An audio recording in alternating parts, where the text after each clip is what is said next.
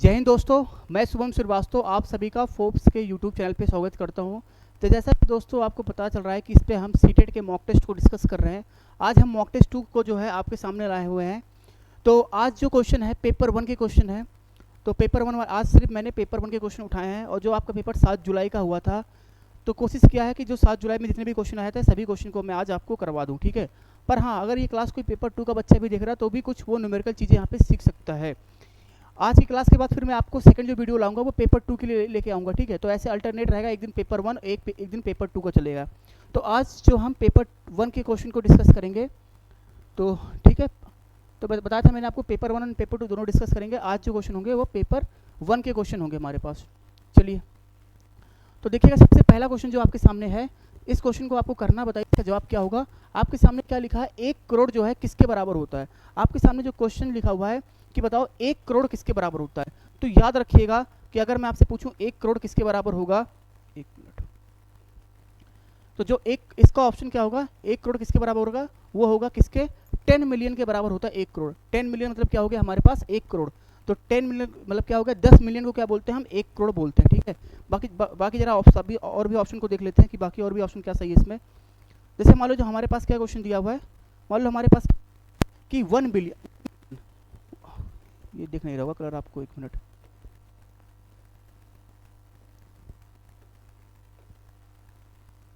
हमारे पास क्या लिखा है 1 मिलियन। तो 1 मिलियन को क्या बोलते हैं हम, 1 मिलियन को बोलते हैं 10 लाख, ठीक है। इसको क्या बोलते हैं, आप इसको भी लिख देना, हो सकता है आगे कभी क्वेश्चन पूछे। तो 1 मिलियन मतलब कितना होता है हमारे पास, 1 मिलियन होता है 10 लाख। 1 बिलियन कितना होता है भाई, तो 1 बिलियन जो हमारे पास होता है वो कितना होता है, 1 अरब। कितना होता है हमारे पास, 1 अरब। कितना होता है हमारे पास, ये 1 अरब होता है, ठीक है ना, 1 अरब पढ़ा होगा ना, अरब खरब। अगर मैं आपसे पूछूं 100 मिलियन, अगर मैं आपसे पूछता हूँ क्या लिखा है 100 मिलियन, ठीक है। तो 100 मिलियन जो होता है वो कितने के बराबर होता है, वो होता है 10 करोड़ के बराबर होगा। तो 100 मिलियन किसके बराबर होगा, वो 10 करोड़ के बराबर होगा। ये क्वेश्चन आपके 7 जुलाई के पेपर 1 के क्वेश्चन है। तो सीधा आपसे आपको पेपर में पता है ना कि आपके मनी वाले क्वेश्चन आते हैं, ठीक है, मनी में। तो 1 करोड़ किसके बराबर होगा, 10 बिलियन के, ठीक है ना। चलिए हम आगे बढ़ते हैं। तो ये क्वेश्चन सिंपल था, बाकी भी आप सभी ऑप्शन को देख लेना कि 1 मिलियन किसके बराबर होगा, 10 लाख के। 1 बिलियन किसके बराबर होगा, 1 अरब के। और 100 मिलियन किसके बराबर होगा, 10 करोड़ के बराबर होगा। बाकी जब आपकी क्लास चलेगी तो उसमें मैं आपको मनी के जितने भी कॉन्सेप्ट है सभी को मैं डिस्कस कर दूंगा। चलिए ठीक है, आते हैं अपने अगले क्वेश्चन पे। चलो, ये क्वेश्चन हमारे पास है, आसान क्वेश्चन है, जरा इसको ट्राई करने का कोशिश करो। अच्छा, इसमें क्या लिखा हुआ है, आपके सामने कुछ डेटा दिया हुआ है, दिख नहीं रहा होगा आपको, मैं इसको देखना जरा, मैं एक बार बोल दे रहा हूँ, ठीक है। यहाँ पे देखो क्या लिखा है मंडे का, बाकी पीडीएफ आपको मिलेगा तो वहाँ से आप देख लेना। जो मंडे को पेशेंट कितने लिखे हैं 25, मंडे में पेशेंट कितने हैं 25, ट्यूसडे में कितने हैं 38। मंडे में जो पेशेंट हैं, 1 मिनट, मंडे में पेशेंट कितने हैं 25 है, मंडे में कितने हैं 25 है, ठीक है ना। ट्यूसडे में 38 पेशेंट है, इसमें 45 पेशेंट है, फिर 18 पेशेंट और 49 पेशेंट है, ठीक है। तो आपको बताना है विच of the following statement is wrong. मैंने क्या बोला था, सबसे पहले आपको कोशिश करना है कि देखना स्टेटमेंट ट्रू है कि फॉल्स है। तो आपने देखा क्या पूछा, आपसे रॉन्ग पूछा है।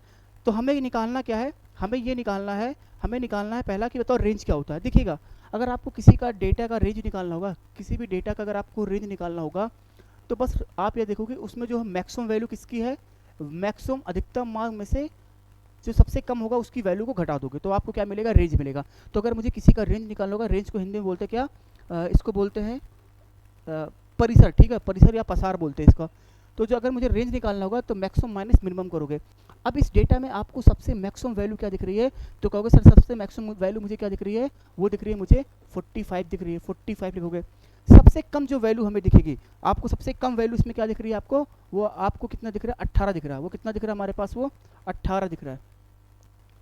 वो हमारे पास कितना दिखा, 18 दिखा। तो अगर मैं इसको सॉल्व करूंगा, सॉल्व करने पे कितना है 27 है, इसका मतलब ये तो सही है, ठीक है, ये तो हमारा सही है ना, क्योंकि आपको दिया ना रेंज ऑफ डेटा इज 27 और अभी आपका कितना रहा 27।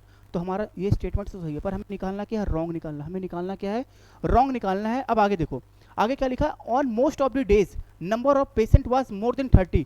मतलब क्या लिखा है, अधिकतर दिनों में मरीजों की संख्या 30 से ज़्यादा। अधिकतर कैसे निकालोगे, देखो एक चीज़ बताओ, टोटल कितने डेज लिखे हैं, 1 2 3 4 5 6 डेज लिखे हैं, 6 डेज लिखे हुए हैं। अब मुझे बताओ टोटल 6 डेज लिखे हुए हैं, जो 6 में देखो कि कितने पेशेंट जो हैं 30 से ज़्यादा हैं, 30 से ज़्यादा, चलो इसको मान लो इग्नोर कर लो, इसको मान लो ये हो गया, एक ये हो गया, इसको मान लो इग्नोर कर दो, एक ये हो गया, एक ये हो गया। तो आप एक चीज़ देखोगे, टोटल हमारे पास 6 दिन है, 6 दिन में जो है 4 में तो ऐसे हैं कि इसमें पेशेंट क्या है 30 से ज़्यादा है। और आपसे ये पूछा भी है कि मोस्ट ऑफ डेज में क्या होगा, जो पेशेंट क्या है 30 से ज़्यादा है। मतलब ये भी स्टेटमेंट हमारा सही हो गया, ये भी सही है। क्यों? क्योंकि आप देखो ना 30 हमारे पास टोटल कितने हैं, 6 हैं। 6 में से अगर देखा जाए, 6 में से हमारे पास 4 दिन में ऐसे पेशेंट हैं, 4 दिन में मैक्सिमम आ रहा है, ठीक है, 4 दिन में ऐसे पेशेंट है जो 30 से ज़्यादा, ये भी सही हो गया। फिर क्या बोला, difference between the number of patient on Monday and Wednesday. भाई मंडे को बताओ कितने हैं, मंडे को एक देखा जाए तो कहोगे सर मंडे को 25 लिखे हुए हैं, वेडनेसडे को कितने हैं, वेडनेसडे को अगर मैं आपके देखूँ तो वेडनेसडे के कितने हमारे पास 45 है, मंडे को कितने हैं 25। इन दोनों का अंतर कितना आ रहा है, डिफरेंस कितना आ रहा है, कहोगे सर डिफरेंस कितना आएगा 20 आ रहा। जब भी आपसे डिफरेंस पूछे तो बड़े में से छोटे को घटा दो, तो डिफरेंस कितना आ रहा है 20 आ रहा है। अब आपसे पूछा भी क्या है, difference between number of patient Monday और वेडनेसडे का 20 है ना, और 20 आ रहा, मतलब ये भी स्टेटमेंट सही है। तो आपको जवाब मिलेगा कि ऑप्शन नंबर डी तो सही है। मतलब डी मतलब देखा जाए कि ऑप्शन नंबर डी गलत है, पर टिक में क्या गोला क्या फिल करके क्या होगा, डी में है। इसमें क्या बोल रहा है, टोटल नंबर ऑफ पेशेंट पूछ रहा है। अगर मैं इन सभी डेटा को ऐड करूँ ना, अगर आप सभी डेटा को ऐड करोगे तो टोटल नंबर ऑफ पेशेंट मिलेगा। अगर सभी डेटा को ऐड करोगे ना तो ऐड करके देखना कितना हो रहा है, 201 मिलेगा। पर यहाँ पे कितना बोला 200 मिल रहा है, इसका मतलब ये 200 तो होने ही होगा। आपसे रॉन्ग बोलो तो स्टेट क्या हमारे पास, डी ऑप्शन सही था। तो सिंपल सा क्वेश्चन था आपके सामने डीआई का, अगर आप इसको डीआई में भी ले सकते हो तो इसमें हमारा स्टैट्स का क्वेश्चन होगा क्योंकि रेंज में है, ठीक है। आई होप समझ में आपको आया होगा। चलिए हम आगे बढ़ते हैं अपने अगले क्वेश्चन पे, थोड़ा जल्दी करने की कोशिश करते हैं। अगला क्वेश्चन हमारे पास ये रहा भाई, ये क्वेश्चन थोड़ा सा उसमें है पर एक बार बताने की कोशिश मैं करूँगा इसमें आपको। एक चीज़ बताओ, इसमें क्या बोला, which of the following Indian mathematics are known as founder of numerical analysis. देखो आज जो क्वेश्चन मैंने रखे हैं ना, इसमें मैंने आपके मैथ की भी है, पेडागोजी वाले भी क्वेश्चन है। तो न्यूमेरिकल एनालिसिस किसके लिए नाम यूज़ करते हैं, अब इसको रटने वाली क्वेश्चन है। तो इसका ऑप्शन नंबर जो होगा हमारे पास, इसका ऑप्शन नंबर हमारे पास शायद क्या ना भास्कर है, और हमारे पास इसमें आपका आंसर क्या होगा कि भास्कर होंगे। भास्कर सही है, भास्कर और हमारे पास आर्यभट्ट, इन दोनों का नाम क्या यूज़ करते हैं, इनको हम न्यूमेरिकल एनालिसिस में यूज़ करते हैं, ठीक है। भास्कर और हमारे पास क्या है, भास्कर और आर्यभट्ट जी का यूज किस में करते हैं हम, न्यूमेरिकल एनालिसिस में। तो रामानुजन का यूज पे करते हैं, रामानुजन जी का यूज किस में करते हैं, तो जब नंबर थ्योरी कुछ लिखा है, नंबर थ्योरी, अगर मान लो पेपर में नंबर थ्योरी कुछ लिख के आता है, नंबर थ्योरी, तो नंबर थ्योरी वाला जो होता है उसके लिए टिक मार क्या हो गया, आप संख्या पद्धति के लिए यूज कर, संख्या पद्धति के लिए यूज क्या करके आओगे, रामानुजन। तो रामानुजन जी जो जी थे उन्होंने नंबर थ्योरी के बारे में बताया था, ठीक है। और ब्राह्मीर जो थे इन्होंने एस्ट्रोलॉजी ठीक है ना, एंड एस्ट्रोनॉमी के बारे में बताया था, एस्ट्रोलॉजी और एस्ट्रोनॉमी के बारे में, मतलब खगोल विज्ञान, ठीक है, ज्योतिषी विज्ञान के बारे में उन्होंने बताया था। तो ये भी क्वेश्चन फ्यूचर में पूछ सकता है, रामानुजन किससे रिलेटेड है, नंबर थ्योरी से, ठीक है ना। ब्रह्ममिहिर किससे रिलेटेड है, एस्ट्रोलॉजी या फिर एस्ट्रोनॉमी से, और भास्कर और आर्यभट्ट किससे रिलेटेड है, न्यूमेरिकल एनालिसिस से, ठीक है। चलिए वैसे ये क्वेश्चन आपको रटने वाले फैक्ट वाले क्वेश्चन है, तो चलो आते हैं इस पे। सुनो इसमें क्या लिखा है, सिंपल सा क्वेश्चन है, देखो जरा क्या लिखा है। बोल रहा है 1 एग, एक अंडे का द्रव्यमान कितना है 65 ग्राम, एक अंडे का द्रव्यमान कितना है 65 ग्राम है, ठीक है भैया। मान लो एक अंडा है, एक एग है, इसका दाम कितना है 65 ग्राम है, 65 ग्राम है। आगे बढ़ो, what is the mass of 2 dozen egg. अब ये बताओ 2 दर्जन में कितने अंडे होंगे, ये बताओ 1 दर्जन में कितने अंडे होते हैं, एक दर्जन में हमारे पास वो होते हैं 12 अंडे। देखा जाए एक दर्जन में कितने 12 पीस होते हैं ना, 12 बोल सकते हो। तो मैं एक की बात करूँ तो एक दर्जन में 12 अंडे, तो 2 दर्जन में कितने होंगे, 2 में कितने हो जाएंगे भाई, एक में 12 तो 2 में कितने होंगे 24 नहीं हो जाएंगे। तो देखा जाए अगर एक अंडे का दाम कितना है 24 ग्राम, सॉरी एक अंडे का ग्राम कितना 65 ग्राम, आपसे पूछा 2 दर्जन अंडे का, 2 दर्जन अंडे निकालने मतलब क्या हो गया कि आपसे क्या बोला कि 12 अंडों का दाम पूछ रहा। फिर सुनना जरा, फिर सुनना, एक दर्जन का दाम कितना है हमारे पास 12, एक दर्जन का कितना है 12, 2 दर्जन कितना हो जाएगा 24, तो आपसे 24 अंडों का दाम पूछा है। बताओ एक अंडे का दाम 65 ग्राम है, तो 24 अंडों का जो 24 अंडे होंगे इनका बताओ द्रव्यमान कितना होगा, 24 अंडों का द्रव्यमान कितना होगा हमारे पास, 24 जो अंडे होंगे इनका द्रव्यमान कितना होगा। तो अगर सर 24 मल्टीप्लाई 65 करोगे, 24 मल्टीप्लाई 65 करोगे तो ये हमारे पास कितना आएगा 1560। लेकिन ध्यान दो ये किस में आएगा, ग्राम में आएगा, ये किस में आएगा हमारे पास ग्राम में है। आपको सभी ऑप्शन किस में दिए हैं, किलोग्राम में दिए हैं। तो आपको पता है ना कि 1 किलोग्राम जो होता है, 1 किलोग्राम किसके बराबर होता है, 1000 ग्राम के बराबर होता है। 1 किलोग्राम किसके बराबर होता है, 1000 किलोग्राम के। तो 1 ग्राम जो होता है, 1 ग्राम किसके बराबर होगा, 1/1000 किलोग्राम के, 1/1000 किलोग्राम से। तो जो ये डेटा आया इसमें क्या करोगे आप, 1560 लिख के किससे डिवाइड करोगे आप, 1000 से आप डिवाइड करोगे। ये किस में जाएगा, केजी में जाएगा।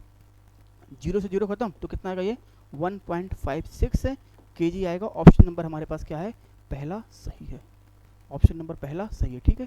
तो पेपर 1 के क्वेश्चन है, बहुत सिंपल ही क्वेश्चन है, तो आप आराम से कर लोगे, ऐसा कोई बहुत बड़ी बात नहीं है। और ये क्वेश्चन आपके 7 जुलाई का जो पेपर था वो मैं आपको डिस्कस आज करा रहा हूँ। ऐसे करके सारे प्रीवियस ईयर के क्वेश्चन मैं आपको करा दूंगा। चलो आगे देखो, ये क्वेश्चन आपके सामने दिया है। सौम्या जो है ना 19/1/1992 में नौकरी ज्वाइन किया और क्या किया, आरंभ किया, और 31/3/2023 को उसने नौकरी छोड़ दी, रिटायर हो गई, ठीक है ना। तो बताओ उसने नौकरी कितने वर्षों के लिए ज्वाइन किया, अब ये बताओ जरा ध्यान दो।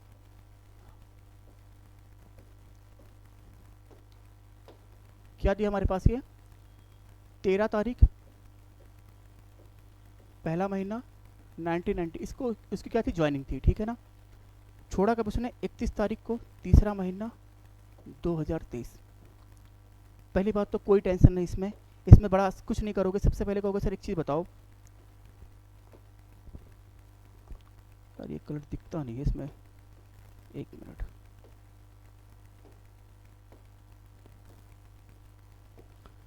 सबसे पहले साल बताओ कि 1992 से लेके 2023 तक उसने कितने साल तक नौकरी किया। तो कहोगे सर नौकरी कितने किया उसने, 31 साल तक। तो 31 साल किया तो पहला ऑप्शन, ये सेकंड ऑप्शन खत्म हो गया और फर्स्ट ऑप्शन खत्म हो गया। 31 साल, तो 31 साल ये हो गया, चलो 31 साल लिख दिया मैंने, 31 साल, 31 वर्ष हो गया।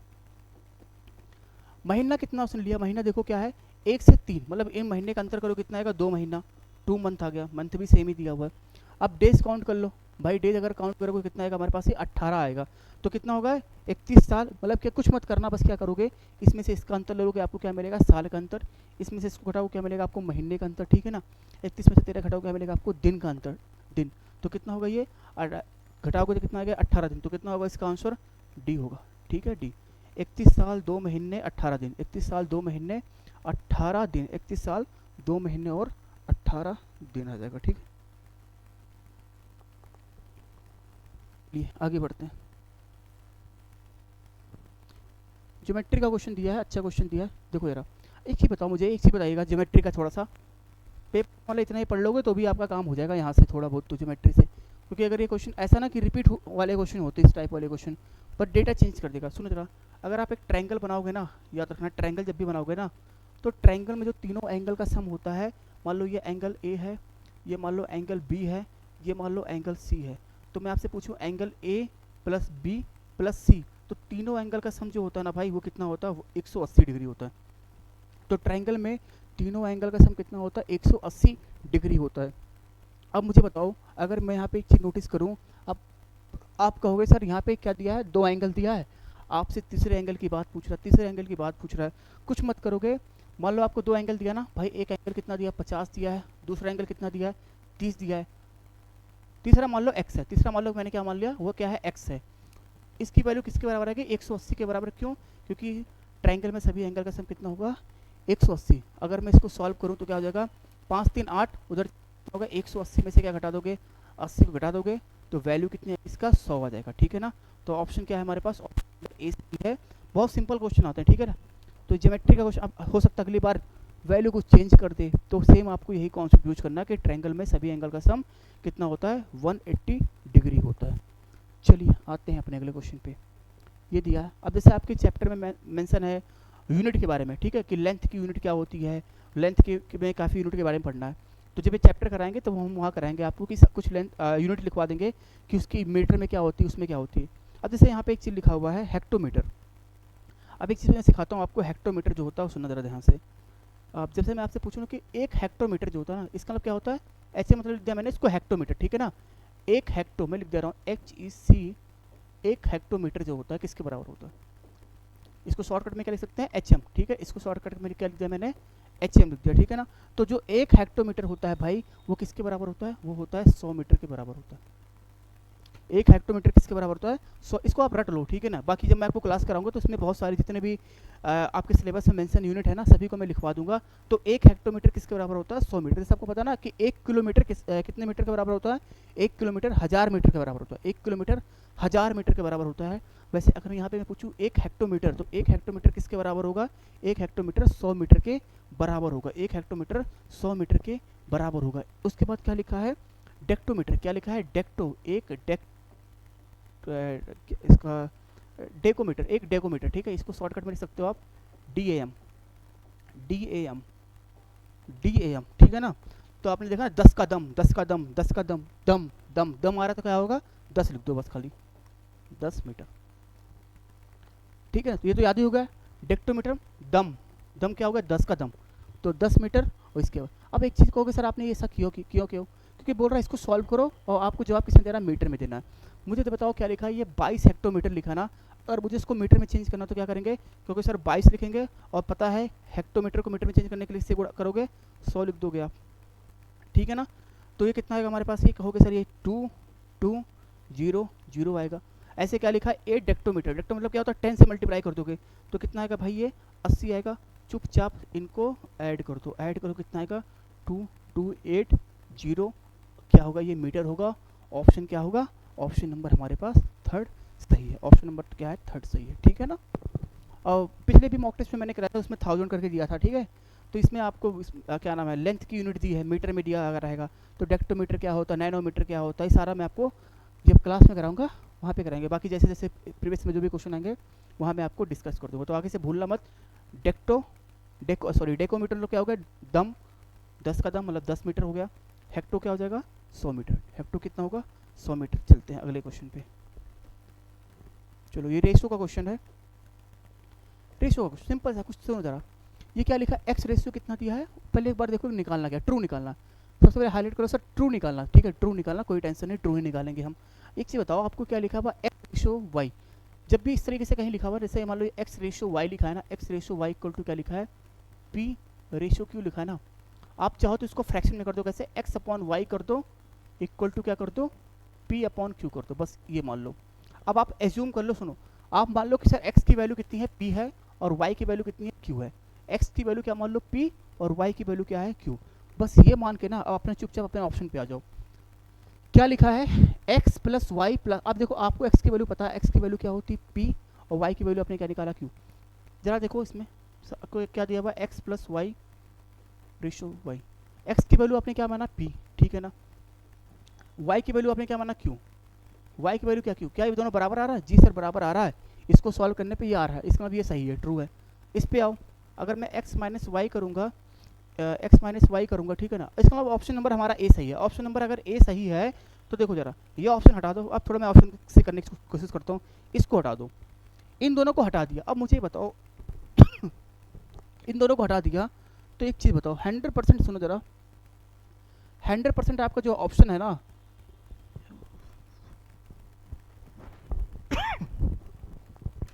1 मिनट,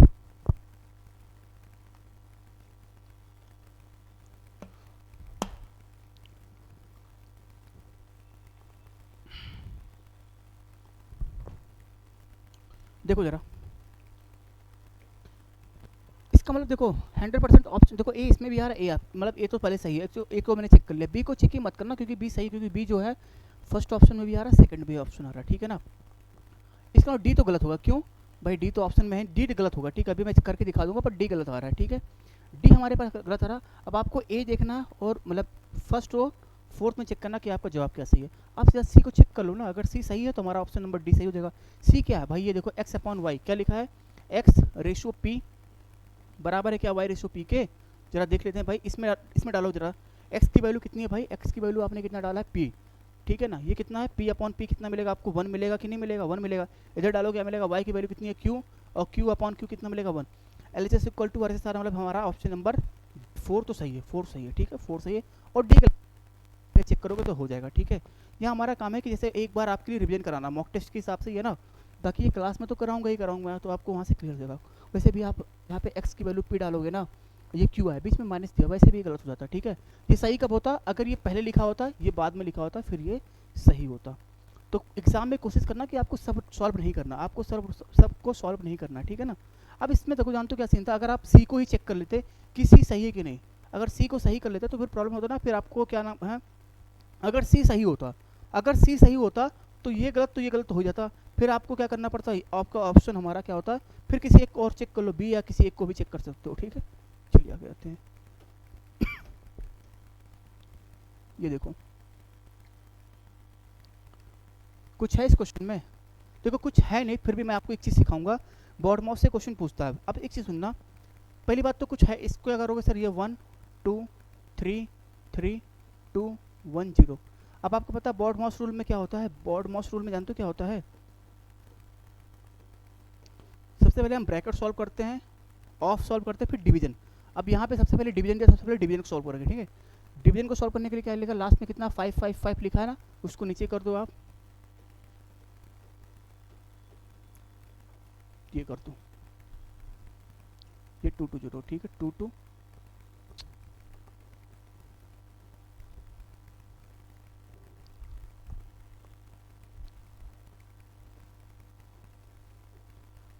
ये पूरा कटेगा 2 2 2 से, तो आंसर कितना आएगा, 2 2 2 माइनस करोगे 2 2 2, तो आंसर तो 0 आने वाला है, आंसर तो 0 आ जाएगा। अब सुनो, मैं इसके ये तो आप ना भी समझा था तो भी आप कर लेते, बस जो एक लॉजिक में सिखाना चाह रहा हूँ, सुनो जरा।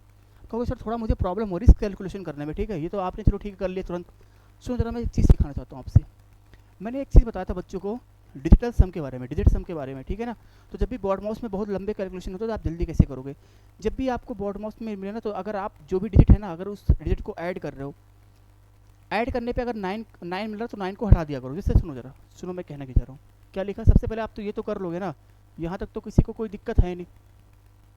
क्या लिखा, 1 2 3 3 2 1 0, डिवाइड क्या करोगे 5 5 5 5 माइनस 2 2 2।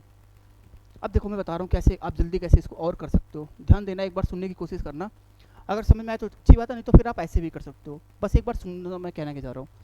चलो अगर मान लो ऊपर वाले सभी नंबर को ऐड करो, सभी नंबर को, जो सभी नंबर इसके सभी अंक को ऐड करो, तो कितना मिलेगा, 3 3 6 7 1 8 9, एक मिनट कितना हो, 5 ही हो गया, 5 ये, अगर 3 2 5 5 5 10 11 12 12 मिलेगा।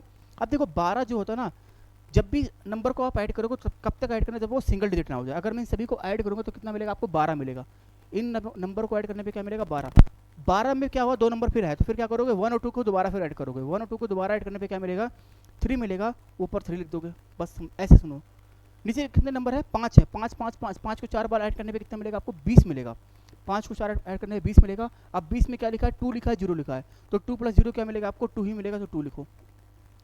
अब एक छोटा सा रूल होता है, ध्यान देना, अगर कभी भी नीचे 2 हो ना, या 2 हो या 5 पे कुछ भी इस तरीके से आया, अभी मान लो 2 है, तो जब 2 होगा तो क्या काम करना, इस 2 को 1 कैसे लाएं, इस 2 को कैसे 1 करें, अगर मैं यहाँ पे 5 से मल्टीप्लाई कर दूँ, अगर मैं यहाँ पे 5 से मल्टीप्लाई करूँगा तो मुझे ऊपर भी करना पड़ेगा।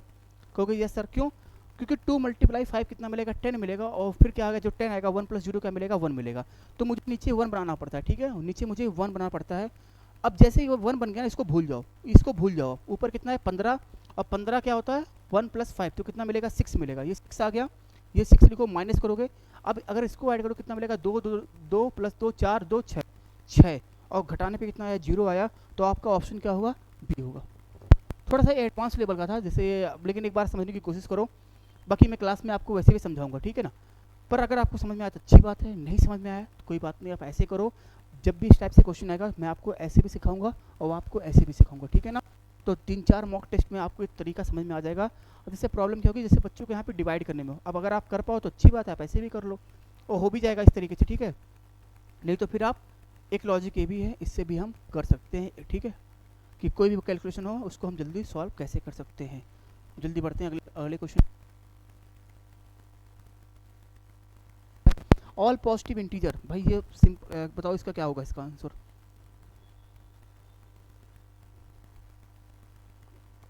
देखो क्या लिखा है, ऑल पॉजिटिव इंटीजर और होल नंबर, हाँ सही है भाई, सारे पॉजिटिव इंटीजर होल नंबर होते हैं, क्योंकि पॉजिटिव इंटीजर में क्या आते हैं, सारे पॉजिटिव इंटीजर, सारे पॉजिटिव इंटीजर क्या होंगे, होल नंबर होंगे, एकदम सही बात, एकदम ही सही है, ये बात हमारा एकदम सही है। फिर क्या लिखा हुआ है, ऑल होल नंबर और इंटीजर, सारे होल नंबर क्या होते हैं, इंटीजर होते हैं, जी सर, ये भी बात सही है, ठीक है ना, ये भी बात सही है, ठीक है। फिर क्या लिखा, ऑल रैशनल नंबर और रियल नंबर, सारे रैशनल, भाई रियल नंबर क्या, रियल नंबर सभी के अंदर आते हैं, ठीक है ना। और मैंने आपको सिखाया था एक चीज़, अगर ऑल लिखा है जो इधर अगर ये बड़ा है, अगर ये बड़ा होता है तो स्टेटमेंट सही होता है, ठीक है ना। अगर गलती से लिख देता ऑल रियल नंबर, तो रैशनल और रियल में बड़ा क्या होता है, रियल बड़ा, तो इसके बाद ये भी स्टेटमेंट सही है। रियल इधर लिखा है सही है, बिना कुछ सोचे समझे मारो सही है, सारे ऑप्शन सही है, मतलब क्या होगा, ABCD सारे सही है, ठीक है ना। सिखाया था ना आपको, एक चीज़ सिखाया था कि मान लो ऑल है, इधर कोई स्टेटमेंट लिखा होता है, इधर कोई स्टेटमेंट लिखा होता है, इधर जो स्टेटमेंट लिखा होता है अगर इससे बड़ा होता तो वो सही होता, और रियल नंबर क्या होता है, सबसे बड़ा होता है, रियल नंबर सबसे बड़ा क्या होता है, तो COD कहोगे सर सही, सही है, सही है, दोनों सही है। होल नंबर क्या होता है, 0 से स्टार्ट होता है, 0 1 2 3 4, तो सारे इंटीजर्स तो आते हैं, इंटीजर्स में प्लस माइनस सब आता है, पर उसमें देखो ना खाली होल नंबर की बात कर रहा हूँ। ऐसे पॉजिटिव इंटीजर क्या होता है, होल नंबर होते हैं, पर पॉजिटिव में क्या होता है, 0 नहीं होता, तो नहीं होता तो क्या दिक्कत है आपके सामने, ठीक है। 0 को इग्नोर करके सारे पॉजिटिव तो होल में आएंगे, ठीक है, सारे स्टेटमेंट सही हैं। अब देखो यहाँ पे ना एक ही क्वेश्चन को मैंने समझा दिया, एक ही क्वेश्चन में सब कुछ आ गया।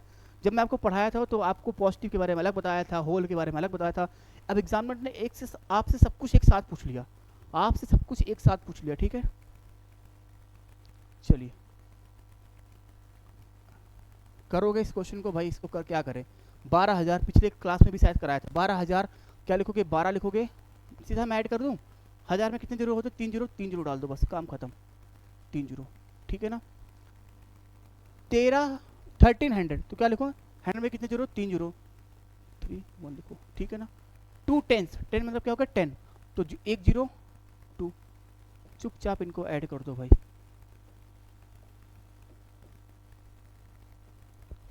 अब ऐसे क्वेश्चन में टाइम नहीं बर्बाद करना, आगे बढ़ो।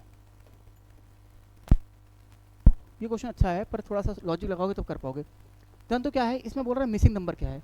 देखो अब प्राइम नंबर मैंने आपको पढ़ाया है ना, प्राइम नंबर अगर मैंने पढ़ाया होता ना तो आप तुरंत गेस कर लेते कि सर ये जो सीरीज है प्राइम नंबर की है। अब देखो मिसिंग नंबर उसने कैसे पूछा, प्राइम, ये भी एक प्राइम नंबर का क्वेश्चन हो गया, क्योंकि प्राइम नंबर के आपने काफी सारे क्वेश्चन पढ़े हुए हैं, ठीक है ना। लेकिन उसने क्या किया, जो मिसिंग गायब किया वो प्राइम नंबर ही गायब किया। देखो 43 क्या है प्राइम नंबर, उसके बाद कौन सा प्राइम नंबर आता है 53, फिर उसके बाद कौन सा आता है 59, ठीक है ना।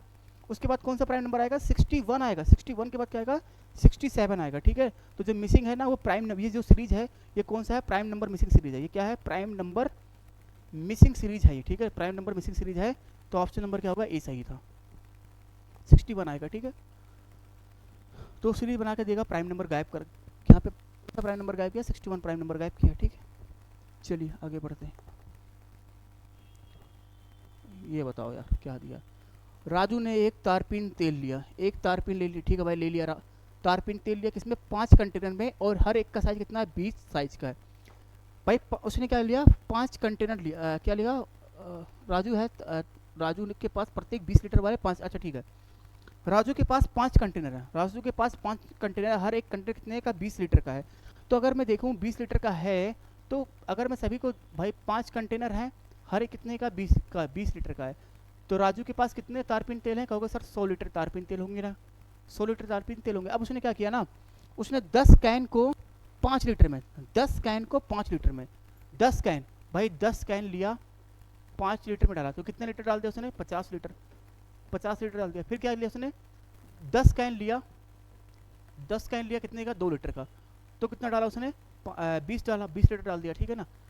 अब याद करो उसके पास टोटल है कितने, उसके पास है टोटल 100 लीटर, 20 लीटर उसने डाल दिया 10 कैन में, ठीक है, 10 वाले में डाला, फिर क्या किया 10 कैन में डाला, और फिर क्या किया 20 लीटर उसने 10 वाले कैन में डाला, पर वो कितने लीटर का था, 2 लीटर का था। तो यहाँ तक उसने कितना फिल कर लिया, 70 लीटर फिल कर दिया। अब क्या बोल रहा है, अब वो बोल रहा है कि नंबर ऑफ कैन बताओ, मतलब अब आपको 1-1 लीटर भरना है तो कितने कैन मिलेंगे, एक चीज़ बताओ। बचा कितना, 70 लीटर उसने भर दिया है, तो बचा आपके पास कितना 30 लीटर, 30 लीटर बचा है कि नहीं, बचा कितना आपके पास 30 लीटर बचा है। अब बताओ मुझे 70 लीटर भरने में जो है मतलब उसको भरने कितने 70 लीटर उसकी भरा गए, और 30 लीटर वाले कैन को भरने हैं। कंडीशन क्या है कि जो कैन है ना वो 1 ही लीटर का होगा। तो बताओ यार एक लीटर का कैन है, 1 लीटर का कैन है, तो कैन भरना कितने को 30 लीटर भरना है, तो कितने कैन चाहिए, 30 ही तो कैन चाहिए, 30 ही तो कैन चाहिए। तो ऑप्शन नंबर क्या होगा, बी होगा, ऑप्शन नंबर क्या होगा, बी सही है। 20 कैन चाहिए क्योंकि हमारे पास कितना बचा 30 लीटर बचा, ठीक है ना। अब उसके पास क्या है 30 कैन होना चाहिए, और हर एक कैन 1-1 लीटर का होना चाहिए, ठीक है। आगे बढ़ते हैं। सिमेट्री लाइन पूछ रहा है। अब अभी के लिए आप एक काम करो, इसको चलो सिमेट्री लाइन जान दो क्या होता है, थोड़ा सा सुन लो, हल्का सा बता रहा हूँ। सिमेट्री लाइन मतलब मान लो जैसे यहाँ पे देखो ए की बात करो, ऑप्शन से देखते हैं। सिमेट्री लाइन ए है ना, अब आपको कोशिश करना है कि चाहे वर्टिकली चाहे हॉरिजॉन्टली कैसे भी काटो, बस जैसे भी काटो वो उसका मिरर इमेज बन जाए। जैसे अगर मैं बात करूँ ए का सिमेट्री लाइन बनाने के लिए, तो ए का सिमेट्री लाइन देखो, अगर मैं बीच से काटूंगा इसको तो ये देखो इसकी सिमेट्री बन जाएगी, ठीक है। जितना पार्ट इधर उतना पार्ट इधर है। जैसे बात मैं करता हूँ एम की, एम को बीच से काटूंगा तो बन जाएगा, ठीक है ना। अगर बात मैं करता हूँ एक्स को, तो एक्स को बीच में काटूंगा तो सिमेट्री लाइन बन जाएगी। अगर मैं बीच से भी काटूंगा तो भी बन जाएगा, ठीक है ना। लेकिन जानते हो एल है ना, एल को अगर कहीं से भी काटोगे, पहली बात तो कैसे काटोगे एल को, अगर मान लो ऐसे काटोगे तो आधा पार्ट ऊपर आधा पार्ट अलग हो जाएगा, ठीक है। मतलब एक हिसाब से मिरर इमेज नहीं बनेगा।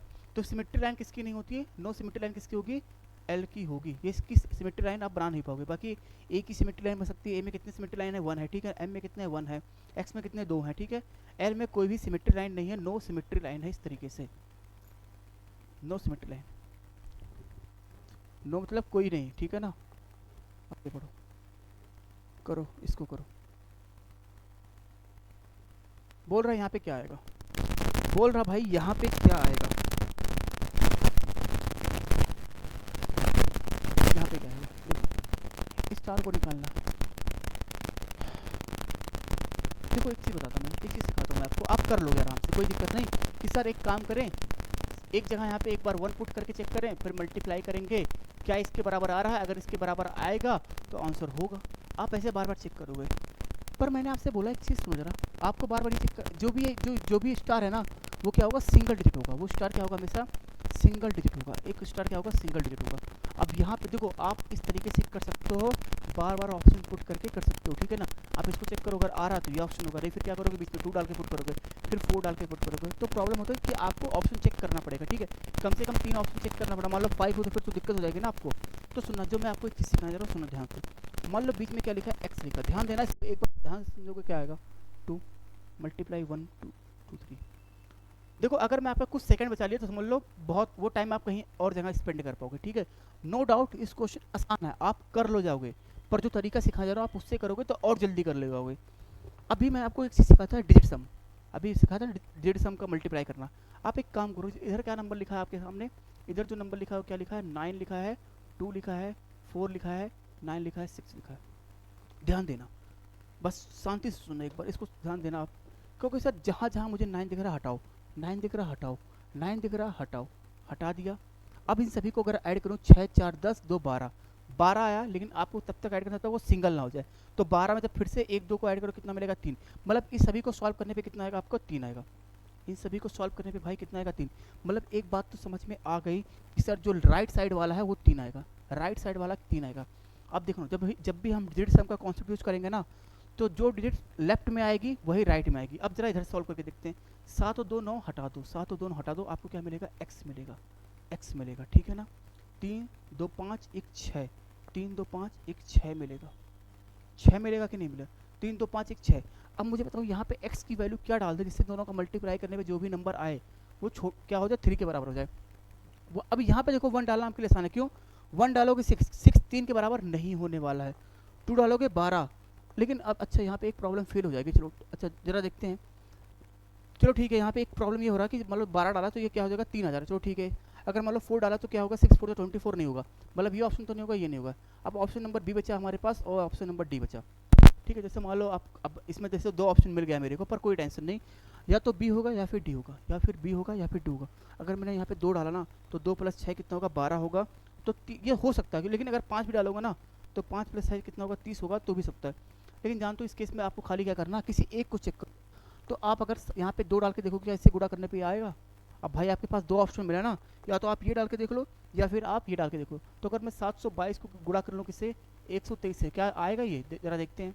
3 दूना 6, 3 दूना 6, ठीक है ना। और कितना होगा, 7 3 21 4। पहली बात तो गलत होगा क्योंकि 6 यहाँ 10 आ रहा, ये नहीं होगा। इसका मतलब ऑप्शन नंबर हमारा डी सही है। देखो समझना तो अच्छी बात है, मेरा काम था समझाना इस टाइप में, ठीक है। क्योंकि थोड़ा सा एक कॉन्सेप्ट समझोगे तभी। बाकी जो बच्चे मेरे से पढ़े हैं ना वो समझ गए होंगे कि सर हाँ इस तरीके से आपने कुछ बताया था। और जो बच्चे भी पढ़े नहीं उनको मैं क्लास में चीज़ें कराऊंगा आपको। पर अभी आप सोचो, मान लो अगर कोई और बच्चा दिख रहा है तो अभी आप खाली इतना दिमाग में रखना कि सर इस केस में आप वैल्यू पुट करके भी चेक कर सकते हो सीधा मल्टीप्लाई करने पे। पर प्रॉब्लम क्या होता है, थोड़ा टाइम लगता है, टाइम बचाने के लिए मैंने आपसे बोला, ठीक है ना। अगर मान लो गलती से ना यहाँ पे कुछ और होता, मान लो यहाँ पे 3 होता, मान लो यहाँ पे 3 होता ना, तो सीधा आपका जवाब क्या होता, डी आ जाता, ठीक है, सीधा आपका जवाब क्या होता, डी आ जाता। चलिए आगे बढ़ते हैं। क्या बोला है भाई, 6 डिजिट की सबसे बड़ी और 6 डिजिट की सबसे छोटी संख्याओं का क्या निकालना है, डिफरेंस निकालना। 6 डिजिट बताओ, लेकिन काउंट क्या, 5 1 0 3। जानते हो इस टाइप का क्वेश्चन एक बार इसी सीडीएस का पेपर हुआ था। सोचो सीडीएस के पेपर में इस टाइप से एक क्वेश्चन बना के उन्होंने दिया था, ठीक है। अब सोचो सीडीएस का पेपर नहीं, थोड़ा सा चेंज था, पर क्वेश्चन कुछ इसी तरीके से था। मेरे हिसाब से शायद यही क्वेश्चन इसी टाइप से क्वेश्चन था। उसमें क्या था कि ग्रेटेस्ट नंबर और स्मॉलेस्ट नंबर का ऐड या सेपरेट करके बोला था आपसे, ठीक है ना। तो सोचो ये सीडीएस वाले क्वेश्चन में भी आता, पर एक कोई ना, आपकी देखते जा रहा हूँ। इससे क्या बोला, सबसे बड़ी संख्या का होगी चाहिए। अब सबसे बड़ी संख्या बनाने के लिए सबसे पहले कौन सा नंबर लिखोगे आप, 9 लिखोगे, 9 के बाद क्या लिखोगे, 6 लिखोगे, फिर क्या लिखोगे 5, फिर क्या लिखोगे 3, फिर क्या लिखोगे 1, फिर क्या लिखोगे 0। यही सबसे बड़ी संख्या बनेगी ना भाई, सबसे बड़ी संख्या तो यही बनेगी ना। और सबसे छोटी संख्या बनेगी 6 अंक की, तो 0 तो नहीं ला पाओगे, क्योंकि 0 लाओगे तो वो अंक भाई, अगर मैं आपसे बोलूँ 2 0, बात तो 2 नहीं रहा ना, तो 0 तो पहले नहीं आएगा। फिर क्या लिखोगे आप, 1 लिखोगे, 1 के बाद 0, फिर क्या लिखोगे भैया 3, 3 के बाद क्या लिखोगे आप 3 लिखोगे, फिर क्या लिखोगे 5 लिखोगे, 6 लिखोगे 9। अंतर घटा दो इन दोनों, घटाओ इनको, तो कितना आएगा हमारे पास, 1 आ जाएगा, 8 6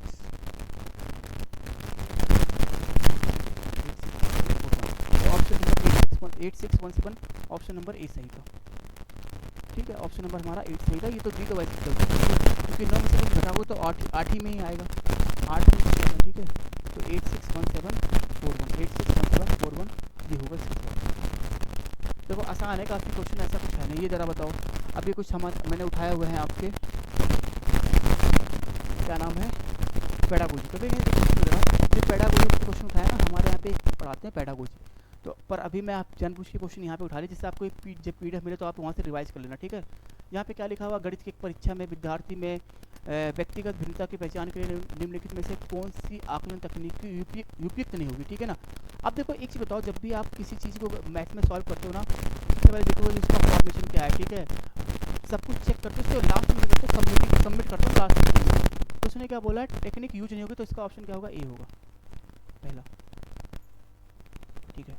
अब थोड़ा देख लेना आप, क्योंकि पेडागोजी में जो मैथ वाले क्वेश्चन वो मैं डिस्कस कर पाऊंगा, थोड़ा सा ये मेरे लिए थोड़ा टफ मतलब कि बस ठीक है, कराना नहीं चाहता हूँ मैं इसको, ठीक है। तो यहाँ पे मैं पेडागोजी वाले दूसरे सर हैं वो कराएंगे, पर आप एक कॉमन सेंस लगा सकते हो कि सर सबमिटिव तो सबसे लास्ट में यूज़ करते हैं ना टेक्निक, तो ऑप्शन नंबर ए सही था। बाकी आगे देख लो, तो बार ग्राफ के यूज क्या करते हैं हम, डेसिमल काउंट के लिए क्या यूज़ करते हैं, ये तो मैथ का क्वेश्चन हो गया आपका। डेसिमल ब्लॉक और क्या यूज़ करते हैं हम, और ग्राफ पेपर, ठीक है। ग्राफ पेपर हम डेसिमल के यूज़ करते हैं ना पॉइंट बनाने के लिए, तो ऑप्शन नंबर बी होगा, ऑप्शन नंबर ठीक है, BOD से। ग्राफ के लिए हम क्या यूज़ करते हैं, डायनेस ब्लॉक या फिर ग्राफ पेपर यूज़ करते हैं आपको पॉइंट बनाने के लिए।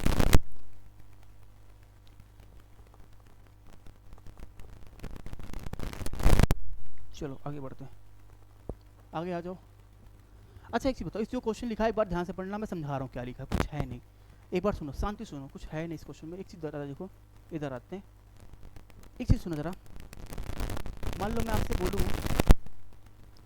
100 रुपये का सामान है, 100 रुपये का सामान है, आपको 10 रुपये का डिस्काउंट, तो सामान कितने का मिला, 90 रुपये का मिला। मैंने बोला अब मैं फिर आपको 10 रुपये का डिस्काउंट दे रहा हूँ, अब मैं आपको फिर से 10 रुपये का डिस्काउंट मिलेगा, तो सामान कितने का मिलेगा वो, क्योंकि 100 डिवाइड बाई 90 10 ये, तो सामान कितने का मिलेगा, 81 का मिलेगा। सामान कितने का मिलेगा, 81 का। मतलब 100 रुपये का सामान था, आपने क्या किया, 10% का डिस्काउंट दिया, तो कितना मिलेगा, 90 का। फिर बोला जो आया ना पैसा, उसमें मैं आपको फिर 10% का डिस्काउंट दूंगा। अब सुनना ज़रा, मैंने बोला 100 रुपये का सामान था, अब देखो अब मैंने आपको क्या 10% का डिस्काउंट यहाँ पे दे रहा हूँ, और 10% का डिस्काउंट फिर दोबारा दिया। मैंने बोला कि एक सामान लिया, उस पर मैंने क्या किया, 10% का डिस्काउंट दिया, और फिर उस पर दोबारा डिस्काउंट दिया। मतलब क्या किया, जो भी डिस्काउंट दिया, अब मैं किस पे डिस्काउंट दे रहा हूँ, अब मैं 100 पे डिस्काउंट दे रहा हूँ, ठीक है। किस पे डिस्काउंट, भाई मान लो जो 10 था ना, मैं अलग अलग दे रहा था डिस्काउंट, लेकिन मैंने क्या किया, एक साथ दे दिया डिस्काउंट, एक साथ दे दिया। तो डिस्काउंट कितने का दिया, 10 कितना हो गया, 20 का डिस्काउंट, तो कट के सामान कितने का मिलेगा, वो 80 रुपये का मिलेगा। अब मुझे बताओ इसमें फ़ायदा होगा कि नुकसान होगा आपको, क्योंकि कभी कभी स्टेटमेंट ये जो कभी कभी सही भी होता है और कभी कभी ये चीज़ गलत भी हो जाता है, ठीक है ना। इसका जो क्वेश्चन ये था ना, आप जब इसको पढ़ोगे तो वही था कि एक विद्यार्थी ने क्या किया, एक मोटरसाइकिल पर पहले 10% का छूट दिया, फिर जो भी छूट आया फिर उसने 60% काट दिया, तो ऐसे करके लिखा। तो लास्ट में देखो यहाँ ये ऑप्शन हमारा सही होगा, मतलब गलत बोला, ये कैलकुलेशन गलत होगा अगर वो जो है कि पहले क्या करेगा 16% डिस्काउंट करेगा टोटल का, ठीक है, मतलब पहले 8% देगा, पहले 8% दिया, फिर क्या क्या 8%, तो ये थोड़ा गड़बड़ होगा, ठीक है। तो ऑप्शन नंबर ये हमारा गलत होगा, क्योंकि इस केस में गलत है, क्योंकि उन्होंने कुल मूल्य में 8% की जगह 16% आपने डिस्काउंट दे दिया ना भाई। आपने टोटल क्या कितना डिस्काउंट दे दिया भाई, मान लो पहले 8 दे रहे थे, 8 दे रहे थे, तो भाई पहले 8 दे रहे थे, लेकिन आप क्या किया एक साथ दे दोगे तो कितना परसेंट का डिस्काउंट दोगे आप, 16% का। जैसे देखो ना, आपने क्या किया था, पहले 10% का डिस्काउंट दे रहे थे, फिर 10% का डिस्काउंट दे रहे थे, ऐसे दे रहे थे। लेकिन अगर एक साथ डिस्काउंट दोगे तो कितना डिस्काउंट दे दोगे आप, 20% का डिस्काउंट दोगे। तो ऐसे मोटर बाइक्स क्या था ये, कौन सा था ये, मोटरसाइकिल वाला था, इसने क्या किया 8% का डिस्काउंट दे रहा है, फिर जो भी आया उसे फिर 8% का डिस्काउंट दिया। तो टोटल डिस्काउंट अगर वो एक साथ देगा तो कितना देगा, 16% का देगा, ठीक है ना। तो ये गलत होगा, क्योंकि इस केस में हमारा जवाब गलत भी आएगा, इस केस में जवाब हमारा गलत आएगा। आगे बढ़ो, बताना कौन सा नंबर बड़ा है। अब ये देखो, अभी आज की क्लास बताया था मैंने आपको कि असेंडिंग डिसेंडिंग में चेंज करना है इसको। अब मुझे बताओ, जैसे एक चीज़ देखो, हमारे पास क्या लिखा है 1/9, इसको हम क्रॉस मल्टीप्लाई से करते हैं, क्रॉस फ्रैक्शन जल्दी करेंगे। 1/9 लिखा है ना, 1/21 लिखा है, फिर क्या लिखा है 3/7 लिखा है, और 12/63 लिखा है। पहले देखो इन दोनों का गुणा कर करेंगे, इन दोनों का गुणा करेंगे तो क्या मिलेगा, 21 मिलेगा और 9 मिलेगा। तो बड़ा क्या होगा, 1/9 बड़ा, क्योंकि इसकी वैल्यू बड़ी आ रही है। तो अब ये खत्म हो गया। अब आप देखोगे 9 और 3/7 में देखो कौन सा बड़ा आ रहा है। अगर यहाँ से देखोगे तो क्या आपको मिलेगा 7 आएगा, और ये कितना आएगा हमारे पास, ये कितना आएगा 9 3 27, ये बड़ा हो गया। मतलब 1/9 तो नहीं होगा, 3/7 बड़ा आएगा। 3/7 अगर बड़ा आएगा, ठीक है, 3/7 अगर बड़ा आएगा तो ये ऑप्शन तो खत्म हो जाएगा, ये ऑप्शन खत्म होगा। देखो 3/7 यहाँ पे भी लिखा है। अब लास्ट में ऑप्शन है क्या 63। तो एक काम करें, 3/7 को जो है ना मैं 12 और 63 से कंपेयर कर लेता हूँ, ज़रा देखता हूँ। इसको गुणा करने पे, इसका गुणा करने पे कितना आएगा, 3 3 का 9, 6 3 18, इसको गुणा करने पे कितना होगा 7 दूना 14, 7 दूना 14 और 7 3 21, सॉरी छोटा आएगा, ठीक है। तो हमारे पास 3/7 बड़ा आ रहा है, तो ये भी ऑप्शन गलत हो गया, ठीक है ना। अब आपको देखो जरा 3/7 यहाँ पे 3/7 दोनों जगह बड़ा आ रहा है, ठीक है ना। तो अब खाली आप 1/9 और 12/13 में से देख लो, 12/63 1/9 और 12/63 में से देख लो कि कौन सा बढ़ाएगा। इन दोनों से देख लो कौन सा बढ़ाएगा, अगर जो भी बढ़ाएगा वही, जैसे यहाँ देखो 1/9 है, 12/63 इसमें से बड़ा कौन सा आएगा। अगर इसका गुणा करो कितना आएगा 63, इसमें गुणा करो 9 दूना 18, 9 1 9 10, ये आ रहा बड़ा, मतलब ये बड़ा होगा। इसको मतलब ये इन दोनों में से देखा जाए, इन दोनों में कंपेयर किया जाए तो 12/63 बड़ा है, ऑप्शन नंबर बी सही है। पूरे को सॉल्व भी नहीं करना था आपको, पूरे को सॉल्व नहीं करना था, यहाँ पे मैंने क्रॉस मल्टीप्लाई करके सीधा निकाल लिया कि बी जवाब होगा, ठीक है, बी जवाब हमारा होगा। चलिए आगे बढ़ते हैं। इसमें थोड़ा सा ये क्वेश्चन थोड़ा मैं आप एक बार देखना इसका, क्योंकि मेरे को इसमें डाउट सा लग रहा था क्वेश्चन। ये एक बार आप खुद देख लेना, इसका आंसर क्या होगा, पता होगा तो आप एक बार बताइएगा इसका क्या। पेडागोजी का क्वेश्चन है, अब ये दिखेगा ना, थोड़ा जूम करके देखोगे शायद दिख जाएगा आपको, बाकी मैं पीपीटी भेजूंगा तो आप देख लेना। अब इसमें मेरे हिसाब से ऑप्शन नंबर ये कुछ शायद ये सही था, पर ये देख लेना, शायद सीटेट वाले ने भी क्वेश्चन इसके बारे में गलत बताया था, पता नहीं, देख लेना आप जरा, ये बताओ जरा।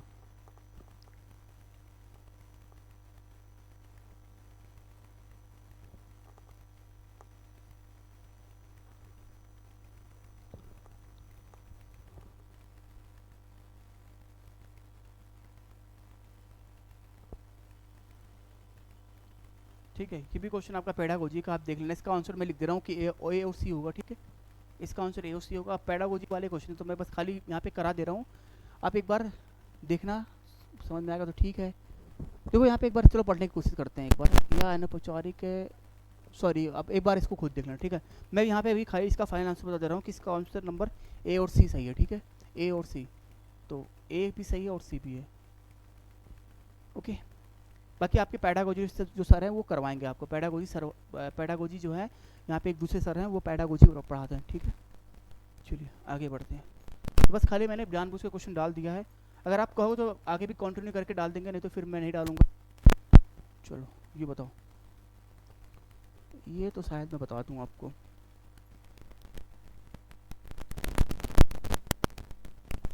एक चीज़ बताओ, ये कुछ दिया है, सबसे पहले आप क्या करोगे, एक्सपीरियंस है,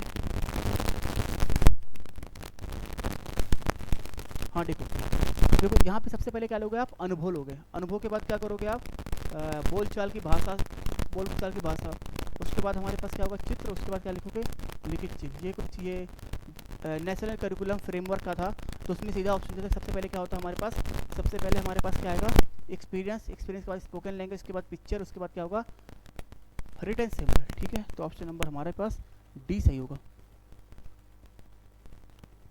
चलो मैथ का आ गया, ये करा दूंगा मैं, इसका कोई टेंशन ना। सुनो जरा, लाइन क्या होता है सर, लाइन जो होता है ना, नो क्या नाम होता है, नो डेफिनेट लाइन, लाइन की कोई भी सीमा नहीं होती, एक का चार, एक का चार, एक सॉरी बी है ना, बी का चार, बी का चार, बी का चार, बी का चार कहा गया, यही है, इसको ही देख के मान गया कि मेरा ऑप्शन सही है। फिर भी एक बार देख लेते हैं कि सारे गलत हो गए, बी का बाकी से देख लेते हैं। रे क्या होता है, रे इस तरीके, ये देखो लाइन जो होता है ना इस तरीके से होता है, इसकी कोई भी फिक्स लाइन नहीं होती। रे क्या होता है, एक पॉइंट उसका एंड होता है, एक कहीं भी जा सकते हो, ठीक है ना, तो वन एंड पॉइंट क्या होगा, वन एंड पॉइंट होगा, वन।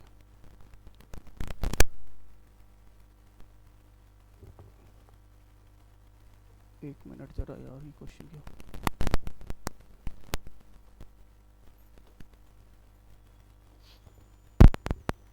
ए का क्या होगा हमारे पास, ए का कितना होगा, देखो फेस ऑफ ब्लैक बोर्ड कैसा होता है, रिप्रेजेंटेशन ऑफ प्लेन। देखो ब्लैक बोर्ड ये मान लो ये बोर्ड है, ठीक है ना, तो ये एक प्लेन को दिखा रहा है, ये एक प्लेन को दिखा रहा है, तो पहले का कितना होगा, थर्ड होगा, पहले का कितना होगा, थर्ड होगा। उसके बाद जो बी है ना, इसका बी का जवाब क्या होगा, तो बी का जो होता है, बी का क्या होगा, एक लाइन क्या होता है, नो भी डिफिनेट लाइन, इसकी कोई भी मतलब डिफिनेट लेंथ नहीं होती है। सी क्या होता है, रे, तो इसका सेकंड होगा, इसका सेकंड। और डी का क्या होगा, ए लाइन सेगमेंट क्या होता है, लाइन सेगमेंट क्या होता है, रेखाखंड क्या होता है, जिसके दो एंड पॉइंट होते हैं, वो एक होगा। तो ऑप्शन नंबर हमारा 3 तो सही था, ठीक है ना। ये मैथ का क्वेश्चन,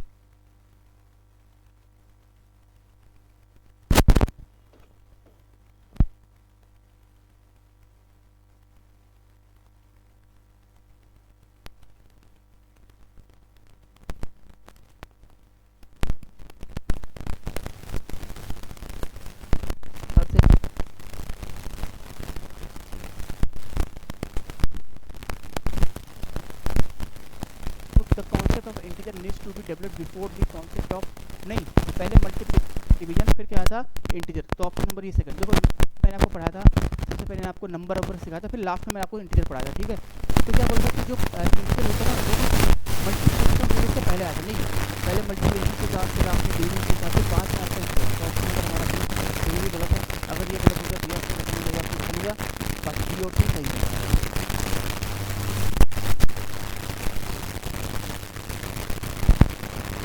हाँ एक क्वेश्चन देखो क्या बोल रहा है ये, एक क्या नाम से एक बच्चे ने बोला कि आपको जो है ना एक एक्सप्रेशन का एक यूनिट करनी है। मान लो आपको मान लो आपको कोई चीज़ है, मैंने आपको बोला एक्सप्रेशन बनाओ, तो बाबू सर कुछ होता है ना, 3x माइनस 4 इक्वल टू 0, एक ही हो सकता है। या फिर क्या करोगे, 3x माइनस हो सकता है, या फिर क्या बोल सकते हो 4x माइनस 8 हो सकता है, ठीक है, या 5x माइनस 10।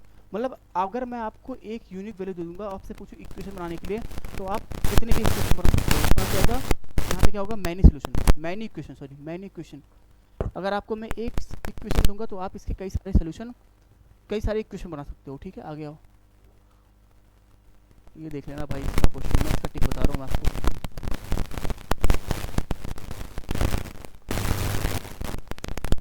इसका कितना होगा,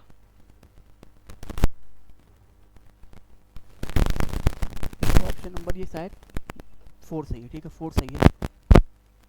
वो जी वाले क्वेश्चन है, आप एक बार इसको देख लेना कैसे भी, बस यहाँ पे टिक लगा लो, क्या होता है आगे बढ़ लो बस। ये देखो क्या बोल रहा है, टीचर जो डिस्कस कर रहा है, एग्जाम्पल लेके सारे कर्व कैसे होंगे, ओपन है, जब ओपन में सारे के सारे क्या होंगे, कोलिनियर होंगे, सारे के सारे क्या होंगे, कोलिनियर होंगे, एक ही रेखा पे होंगे। जब वो कॉन्सेप्ट ऑफ ओपन और क्लोज कर्व को दिखाता है तो सभी क्या होंगे, एक ही रेखा पे होगी।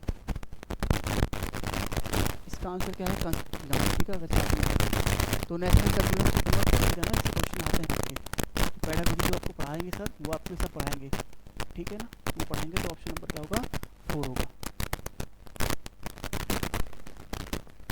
इसका क्या था, अच्छा एक चीज़ बताओ, एक टीचर जो है पढ़ाना चाहता है मैथ, उसको कुछ एक्सप्लेन करना डिफरेंट एंगल को, तो जानते हो क्या यूज़ करेगा, कैंची का यूज़ करेगा। कैंची का अगर यूज़ करेगा, सिजर का यूज़ करेगा, क्या कैंची का अगर यूज़ करेगा तो देखो ये एंगल इस एंगल के बराबर होता है, जिस एंगल इस एंगल का कितना होता है 90 डिग्री। तो उसके लिए परफेक्ट एग्जाम्पल क्या होता है, वो क्या बता पाएगा, वो बता पाएगा आपको क्या वर्टिकल अपोजिट एंगल, और क्या बता पाएगा आपको वर्टिकल अपोजिट एंगल, और क्या बता पाएगा वो linear parallel angle. Linear parallel angle क्या होता है, ये होता है, ठीक है ना, इस एंगल का सम। तो अगर वो कैंची का यूज़ करेगा बता पाएगा आपको ए और बी। आगे आ जाओ, और कोई क्वेश्चन है, बस खत्म। देखो एक बार आप थोड़ा बताना कि क्या मैं पैडागोजी वाले क्वेश्चन को रखूँ, खाली मैथ की कराऊँ। पैडागोजी में जो मैथ वाले क्वेश्चन है वो करा दूंगा, या फिर आप ये चाहते हो सर आप क्वेश्चन डाल दो, बस मैं आंसर दे दूंगा, ठीक है। बाकी आप जहाँ भी देख रहे हो तो एक बार आप वहाँ से टीचर से अपने डिस्कस कर लोगे। बाकी मैं भी कोशिश करूँगा जो मेरे से पैडागोजी में क्वेश्चन हो पाएंगे वो करा पाऊँगा, ठीक है। बाकी देखो फ्रेंकली मैं ये नहीं बता पाऊँगा सबके बारे में, क्योंकि मैंने पढ़ा नहीं है, तो उतना बस थोड़ा बहुत हिंट कर सकता हूँ कि भाई ये ऑप्शन होगा। बस ये आप एक बार देख लेना। बाकी PDF आपको वहाँ पे मिल जाएगी। उसके लिए भाई आपको जो है ना, क्या नाम है, ये ज्वाइन करना पड़ेगा आपको। ये क्या नाम है, टेलीग्राम ज्वाइन करके रखोगे तो PDF मैं वहाँ पे शेयर कर दूंगा। ओके, PDF ये यूट्यूब रहा, ये इंस्टाग्राम रहा, आप यहाँ से ज्वाइन कर सकते हैं, तो वहाँ पे आपको हिंट मिल जाएगी। तो प्लीज़ आपसे रिक्वेस्ट यही है कि आप इस बार वीडियो को देखिए, और जो हमारा अगला मॉक टेस्ट होगा वो पेपर 2 के बारे में कराएंगे, ठीक है। तो पेपर 2 वाले बच्चे टेंशन मत लो, पेपर 2 के भी क्वेश्चन मैं ही करा दूंगा आपको, और बहुत स्मार्ट अप्रोच से कराएंगे, ठीक है। तब तक आप इस क्लास को भाई शेयर करिए, अपने दोस्तों को बताइए, ठीक है। जो पेपर 1 और पेपर 2 की तैयारी कर रहा मैथ का, तो मैथ आपको मैं यहाँ पे कराऊंगा, और यहाँ मैं उत्तम नगर में पढ़ाता हूँ। अगर आपको विजिट करना उत्तम नगर, तो दिल्ली में उत्तम नगर में आप आके एक बार पता कर सकते हैं, ठीक है। जिसमें अच्छा, और आपको 499 रुपये में यहाँ पे आपको रिकॉर्डेड वीडियो भी मिल जाएगी, लेकिन हाँ ऑनलाइन मिलेगी वो भी रिकॉर्डेड वीडियो। बस ये रहेगा वो लाइव नहीं रहेगा, तो जो भी क्लास में मैं पढ़ाऊँगा वो आपको रिकॉर्डेड वीडियो मिल जाएगी। तो अगर आपको वहाँ से देखना है तो आप वो भी कर सकते हैं, उसके लिए आपको हमारे यहाँ पे विजिट करना पड़ेगा। तो मेरे हिसाब से आज की क्लास इतना ही रहने देते हैं। तो बताना कैसी क्लास लगी। बाकी कुछ क्वेश्चन मैंने जल्दी डिस्कस किए हैं, पर वो जानबूझ से किए, क्योंकि देखो फालतू मैं आपका भी टाइम पास नहीं करना चाहता हूँ। एक साथ आपको सारे डिस्कस करा दिए हैं, ये था। बल्कि आज की क्लास भी मैंने सुबह पढ़ाया था कैसे करोगे, थोड़ा तेज कराया, पर ठीक है। अगर आप समझ पाए तो ठीक है, नहीं करोगे तो एक बार कमेंट कर दोगे। और वैसे ये सब क्वेश्चन बार बार रिपीट होंगे। अभी ये तो 7 जुलाई का पेपर था, फिर से पिछले के सारे पेपर मैं आपको करा दूंगा। कम से कम 4-5 साल के पेपर अगर मैं करा दिया तो बस समझ लो पेपर उसी में से कहीं ना कहीं आपका फंस जाएगा। तो अच्छे से करो पेपर 1 अच्छे से करो। पेपर आसान होता है, मेरा कोशिश ये रहेगा कि आपको पेपर और आसान करके दिया जाए, जैसे आप टाइम बचा पाओ। इससे देखो प्राइम जब मैंने पढ़ाया था तो उस केस में समझाया था ना, अब देखो उसने सीरीज में पूछ लिया और प्राइम नंबर के बारे में इस तरीके से सारे। तो सभी वीडियो को शेयर करिए अच्छे से, ठीक है। सभी वीडियो को शेयर करिए। तो मेरे हिसाब से ये मॉक टेस्ट 2 ख़त्म हुआ अभी। अब अगली क्लास जब भी मिलेंगे तो पेपर 2 वाले बच्चे तैयार रहना, पता ठीक है। पेपर 2 के मॉक टेस्ट में कराऊंगा। तो बताना क्लास कैसे लगी, प्लीज़ इस क्लास को शेयर करना, सभी को बताना, ठीक है। काफ़ी मेहनत लगती है करने में इसको, ठीक है। अभी बल्कि लेट में है, अब बाकी मैं ज़्यादा डिस्कस नहीं कर सकता आपको, पर बहुत टाइम लगती है इसको करने में, मेहनत करने में, ठीक है। तो मैं चाहता हूँ कि आप इस क्लास को प्लीज़ डिस्कस करिए, मतलब शेयर करिए सभी को, और क्या नाम है लाइक भी कर देना, अच्छा लगता है उससे कम से कम। बाकी और भी चाहिए कि सर ये टॉपिक समझ में नहीं आ रहा, तो मैं कोशिश करूँगा कि उस टॉपिक को मैं डिस्कस करूँगा। उसके लिए आपको कमेंट सेक्शन में या कैसे भी करके आप, या फिर आप उत्तम नगर में भी आप एक बार आके विजिट करिएगा, ठीक है।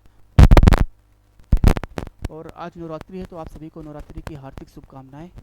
स्टार्टिंग में करना था पर कोई ना, आज आप सभी को नवरात्रि की शुभकामनाएं, ठीक है। तो इस कोशिश यही कि जो आपका 15 दिसंबर को पेपर है आप सभी लोग अच्छे से क्लियर करिए, ठीक है। तो जो भी मैं आपको यूट्यूब पे करा रहा हूँ प्लीज़ उसको ध्यान से करोगे, अच्छे से हो जाओगे, कर लोगे, ठीक है। तो बस इतना ही। अब मिलते हैं आपको अगली क्लास में, जल्दी फिर मिलेंगे। तब तक आप जितने भी वीडियो सीटेड अच्छे देख के उसको रिवाइज करना, ठीक है। तो सभी को जय हिंद।